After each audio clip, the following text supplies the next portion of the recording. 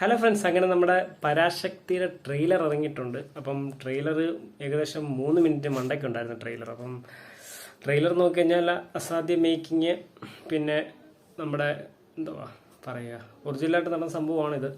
അപ്പം അതിനെ ബേസ് ചെയ്തിട്ടുള്ള സംഭവങ്ങളൊക്കെയാണ് ഇതിനകത്ത് കാണിക്കുന്നത്. അപ്പോൾ ട്രെയിലർ നോക്കിക്കഴിഞ്ഞാൽ ഭയങ്കര ഒരു ഇഴച്ചിലാണ് ട്രെയിലർ പൊയ്ക്കൊണ്ടിരിക്കുന്നത്. പിന്നെ എടുത്തു പറയേണ്ട ഒരു കാര്യം എന്ന് പറഞ്ഞാൽ, എനിക്ക് ഇതിനകത്ത് ഏറ്റവും കൂടുതൽ ഇഷ്ടപ്പെട്ടത് നമ്മുടെ ശിവകാർത്തികനെയല്ല, ജയൻ രവിയാണ്. രവി മോഹനെയാണ് എനിക്ക് ഏറ്റവും ഇഷ്ടപ്പെട്ടത്.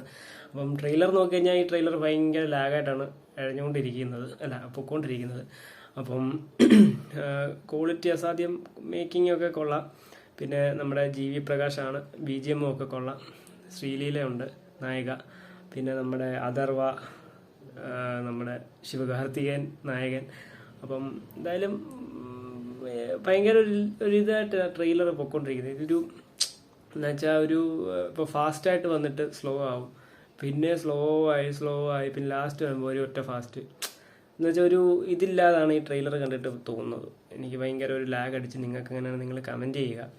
അപ്പം എന്തായാലും നമ്മുടെ ജനനായകൻ്റെ കൂടെ ക്ലാഷാണ് പരാശക്തി. അപ്പം ഇത് വലിയൊരു ക്ലാഷ് എന്ന് പറയാമെന്ന് വെച്ചാൽ പൊളിറ്റിക്കൽ പരമായും ഇത് ഭയങ്കര ഒരു ക്ലാഷാണ്. കാരണം റെഡ് ജയൻസ് ആണ് പടം പ്രൊഡക്ഷന്.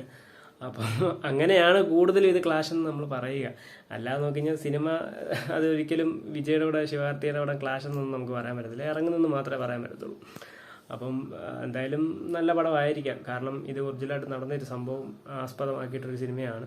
അപ്പം അതുകൊണ്ട് ഇത് നല്ലൊരു സിനിമയായിരിക്കാം. പക്ഷേ അത് നല്ലതാണ് എന്ന് പറയാനും മേക്കിംഗ് കാര്യങ്ങളും കൊണ്ടല്ല. ചിലപ്പോൾ ലാഗ് അടിച്ചു കഴിഞ്ഞാൽ പടത്തിന് ആൾ കയറായിരിക്കും. പിന്നെ നമ്മുടെ ഇപ്പുറത്ത് ദളപതി വിജയുടെ ജനനായകനാണ് ഓടുന്നത്. പിന്നെ ഒരു കാര്യം ഓർത്തു കഴിഞ്ഞാൽ, ഇത് സൂര്യ ദുൽഖർ ഒക്കെ ചെയ്യാനിരുന്ന സിനിമയായിരുന്നു. അവിടെ നിന്നാണ് നമുക്ക് ശിവകാർത്തികയിലോട്ട് എത്തിയത്.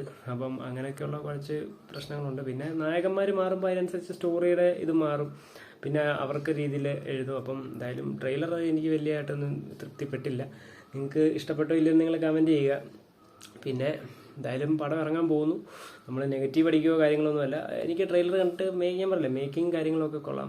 ചിലപ്പോൾ സ്റ്റോറി നല്ലതായിരിക്കാം, ഒറിജിനൽ ഇതായതുകൊണ്ട് സ്റ്റോറി നല്ലതായിരിക്കാം. അപ്പം പക്ഷേ ട്രെയിലർ ഭയങ്കര ഒരു ലാഗ് അടിക്കുന്ന പോലെയാണ് എനിക്ക് ഫീൽ ചെയ്തത്.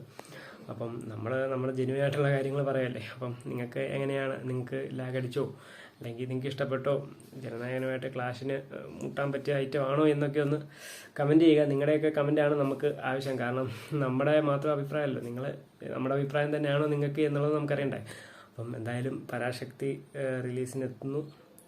എന്തായാലും നല്ല സിനിമയാണെങ്കിൽ ഓടട്ടെ, അങ്ങനെ നമ്മൾ പറയത്തുള്ളൂ. അപ്പോൾ എന്തായാലും അടുത്ത വീഡിയോ കാണുന്നവരെ ബൈ.